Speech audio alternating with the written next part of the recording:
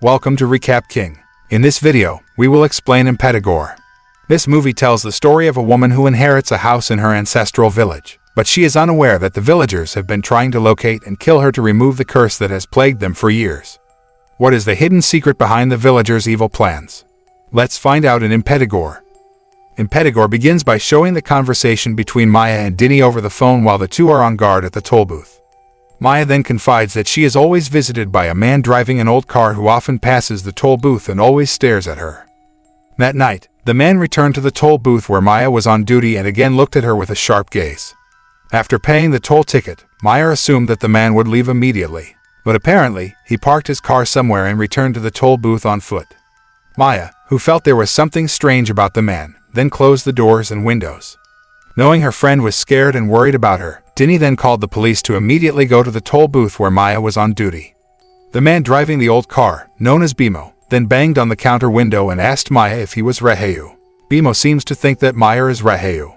Maya, who panicked, tried to confirm to the man that she was not Raheyu. Hearing this, Bimo then returned to the car. Maya thought the man would leave soon, but in fact, he took a machete from the car's trunk and returned to Maya at the toll booth. Maya, who became increasingly frightened, immediately left the toll booth and fled as quickly as possible. However, Bimo could easily catch up and catch her in the middle of the deserted highway. Maya managed to avoid Bimo's attack, but then the man slashed her thigh, right at the slash that had been there for a long time. When Bimo was about to kill Maya, the police came and immediately pointed a gun at the man, but Bimo didn't budge. The man said something about killing Raheyu will remove the curse to Maya before he was about to stab the machete into Maya's chest. However, the police acted quickly by shooting him just in time, thus saving Maya's life. After the incident, Maya and Dini decided to resign from their jobs as toll booth employees. 3 months later, Maya and Dini traded clothes to meet their economic needs, even though their income was mediocre. Due to an incident on the highway some time ago, Maya visits her aunt's house and finds an old photo which she believes is a photo of her family in the past. In the photo, Maya, who was still a child at that time, was standing in front of a fairly large house with two people she believed to be her parents. She was not entirely sure because she has been an orphan since childhood and has never seen her parents' faces. When Dini turned the photo, there was Raheyu's name written on the back of the photo. Maya finally admits that when she was a child, her aunt often called her by the name Raheyu. Seeing her family's house, which is quite large in the photo, Maya then intends to sell the house to get a lot of money to overcome the economic difficulties surrounding her. While in the toilet, she found that the scar on her thigh had opened again and was bleeding. But strangely, she found a small piece of paper from inside the wound, and when she looked at it, it was written in an ancient Javanese script that she didn't understand. Maya then took a picture of the writing on the paper and kept the paper. Long story short, Maya and Dini then left for the village of Harjasari, the location of the house left by their parents. On the way, Maya met a man who understood ancient Javanese script and showed him the writing on the paper. According to the man, the paper was intended as a protective amulet from spirits. The man also said that the amulet was made by someone very evil. Maya tried not to overthink the man's words. However, along the way to Harjasari village, she was always hit by anxiety and saw mysterious sightings that were difficult to explain. Arriving in the village of Harjasari, Maya and Dini then headed to the house of the village head named Kisapati, who is said to be a famous puppeteer. However, upon arrival at the village head's house, Kisapati was not at home and they met Kisapati's mother, Nimasni. In the end, Nimasni expelled them, who claimed to be students who wanted to do research in the village. After that, they decided to stay at the house left by Maya's parents, which was actually quite large. At night, Maya hears strange noises in her house, but Dini seems to be sleeping soundly. After a few days living in the village of Harjasari, they began to notice the strange behavior of the villagers, who were seen burying bodies frequently. When Maya and Dini went to the cemetery to look for the graves of Maya's parents, they found many baby graves, which made them both suspicious.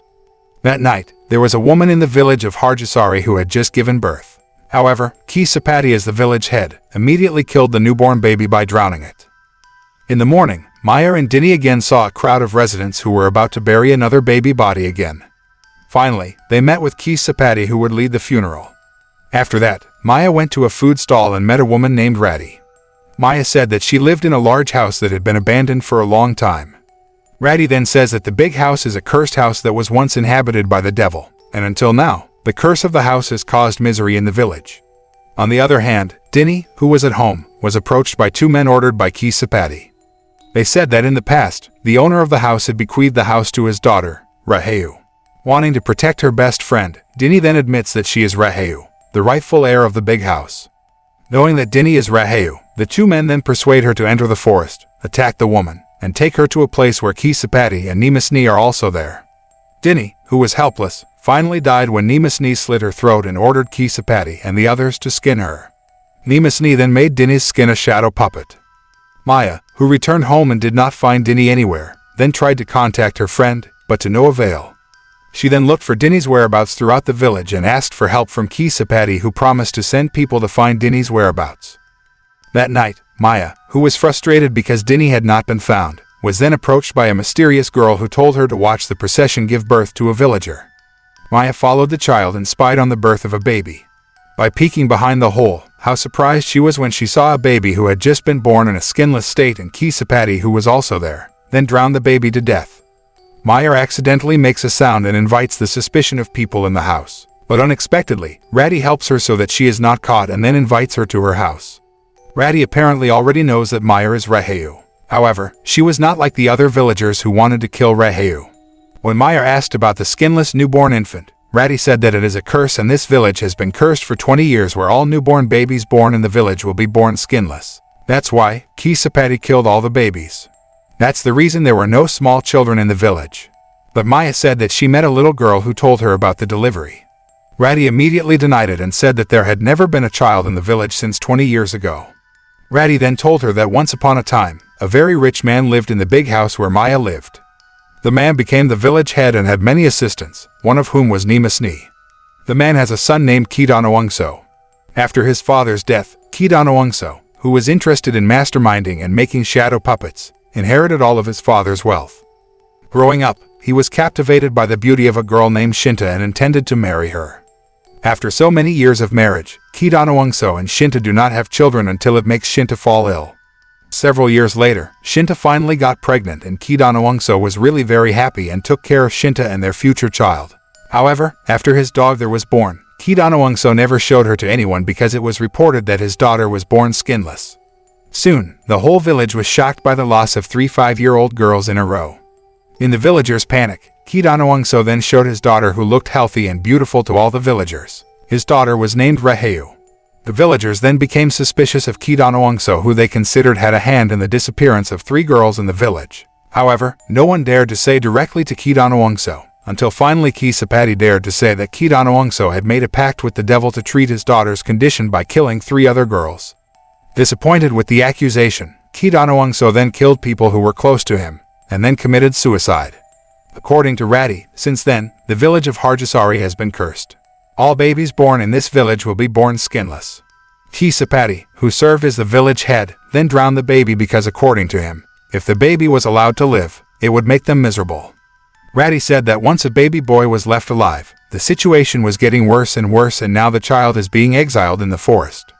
Kisapati then tried to convince the villagers that the curse would only end after killing and skinning the first skinless baby, Raheu, who was none other than Maya. After listening to Radha's story, Maya sees Bimo's photo at Radha's house and discovers that Radhi is Bimo's wife.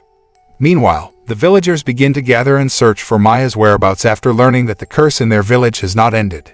Hearing the arrival of the residents to Radha's house, Maya then went into hiding. Finally, she discovered that Dini had become a sacrifice victim because the villagers had mistaken her for Raheu. Radhi then chased away the villagers who came to her house because they tried to harass her. She then asked Maya to run away before the villagers found her. Maya, who tried to run away from the village through the forest, then met the wandering spirit of a girl who was used as a sacrifice by Kidanawangso. One of the children's spirits then possessed Maya and showed the true events in the past about Kidanawangso and the origin of the curse. Starting from Kidanawangso, who was captivated by Shinta's beauty and intended to marry her. Shinta and Kisapati, who had loved each other at that time, finally had to end their relationship because Shinta's parents had accepted Kidanawangso's proposal. After 3 years of marriage and never having a child, Shinta came to Kisapati and poured all her heart into the man. However, they could not contain their passion until they both had sex when they were alone in the room. After Shinta left Kisapati's room, Nimasni, who caught sight of this, grabbed Shinta and took some of her hair. Nimasni then pulled out a few strands of her child's hair. The old woman then performs a mystical ritual for the baby that will be conceived by Shinta, the result of her illicit relationship with Ki Sapati. Long story short, Shinta finally got pregnant and Ki Donawangso thought it was his child. Unfortunately, the baby girl was born skinless, so Ki Donawangso finally kidnapped the girls in the village to be sacrificed. He killed the children and skinned them, then the skins were made into shadow puppets. The bodies of the children were then buried under the floor of Ki Donawangso's house. Raheu's skin grew slowly but surely, and she grew into a girl with beautiful and healthy skin. However, because Raheu is often disturbed by the spirits of children who are used as sacrifices, Ki Donawangso then writes a protective amulet which is then implanted in her thigh. One day, when Ki Donawangso was about to perform a shadow puppet performance in the village, a man named Bambang came to him and attacked him. Bambang intended to kill Ki Donawangso because he suspected that he had contributed to his daughter's disappearance. Ki Sapati then took over the role of Ki Donawangso by pretending to be disguised as himself. In the middle of the puppet show, Ki Sapati then attacked people indiscriminately and even killed Shinta. The whole village thought that Ki Donawangso was the one who carried out the heinous murder.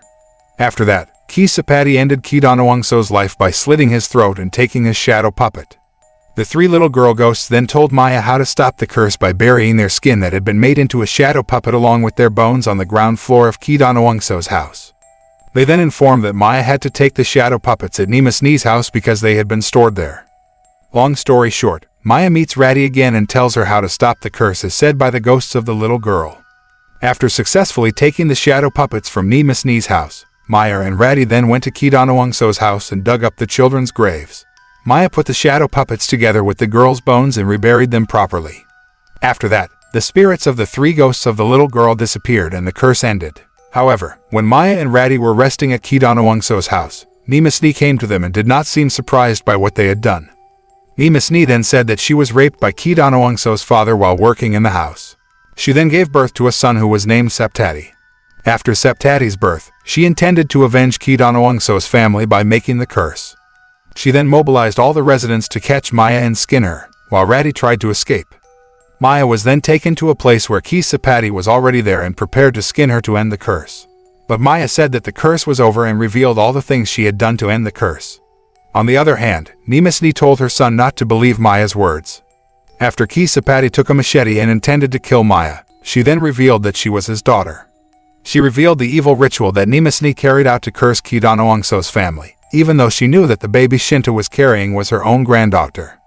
Hearing this, Ki Sapati became angry and confronted his mother. Nimasni threatened to kill herself if Ki Sapati didn't kill Maya immediately. Not wanting to lose his mother, Ki Sapati then plans to kill Maya. However, when he was about to kill Maya, suddenly Ratty came carrying a baby who had just been born by another woman in the village. Ratty said that the baby was born healthy and the residents who saw this confirmed it. Realizing that Maya's words were true and the curse had ended, Ki Sapati, who was filled with deep regret, finally chose to commit suicide with a machete held by his mother. Seeing her only son had died, Nimasni then felt very devastated by the unfortunate fate experienced by Ki Sapati, and decided to end her life by slitting her own throat. All residents celebrate the birth of a baby in the village of Harjasari, who was born for the first time in good health since the last 20 years. Ratty then freed Maya and asked her to leave the village immediately. Maya invites Ratty to come with her to the city, but she refuses. When dawn broke, Maya finally managed to leave the village of Harjasari. The film ends by showing the atmosphere in Harjasari village 1 year after the birth of a healthy baby. At that time, one of the pregnant women in the village suffered a miscarriage because the wandering spirit of Nimasni devoured the fetus in the woman's womb. This marked the start of a far more terrible curse in the village.